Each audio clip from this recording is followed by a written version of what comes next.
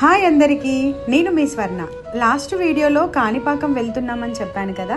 కాణిపాకం అయితే వచ్చేసామండి. కాణిపాకం గురించి మీకు ఒక చిన్న ఇన్ఫర్మేషన్. చిత్తూరు డిస్ట్రిక్ట్ లో విహారాపూర్ అనే ఒక ఊరు ఉంటుంది. ఆ ఊరిలో ముగ్గురు అన్నదమ్ముళ్ళు ఉండేవారు. వాళ్ళకి ఒకరికి కళ్ళు కనపడవు, ఇంకొకరికి చెవులు వినపడవు, అలాగే థర్డ్ పర్సన్ కి మాటలు రావు. అయితే వాళ్ళు వ్యవసాయం చేసుకునే బావిలో వాటర్ తగ్గడం వల్ల లోపలికి దిగి తవ్వడం స్టార్ట్ చేశారు. అలా వాళ్ళు తవ్వుతున్న పనిముట్లు ఒక రాయిని తగలడం వల్ల ఆ రాయికి రక్తం వచ్చి బావి మొత్తం రెడ్ కలర్ లో మారుతుంది. ఆ రక్తంతో కలిసిన వాటర్ వీళ్ళకి తగలడం వల్ల వీళ్ళకి ఉన్న అవిటి లక్షణాలు అన్ని పోతాయి. దాంతో వాళ్ళు ఇంకా తవ్వి చూస్తే ఆ రాయి ఒక వినాయక విగ్రహం అని వాళ్ళకు తెలుస్తుంది. వెంటనే వాళ్ళు పరిగెత్తుకుంటూ ఊర్లోకి వెళ్లి అందరికీ చెప్పి వాళ్ళందరినీ బావి దగ్గరికి తీసుకొని వస్తారు. ఆ రోజు ఊర్లో వాళ్ళంతా ఆ బావి దగ్గర వేల కొబ్బరికాయలు కొడతారు. ఆ కొబ్బరి నీళ్ల ప్రవాహం 1 ఎకరంన్నర భూమిలో పారుతుంది.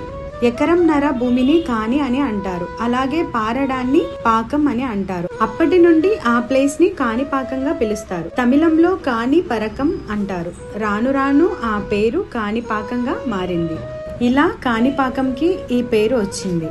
కాణిపాకం నేను అప్పుడు చూసినప్పటికీ ఇప్పటికీ చాలా డెవలప్ అయిందండి. రీమోడలింగ్ చేశాక చాలా నీట్ గా చాలా బాగుంది.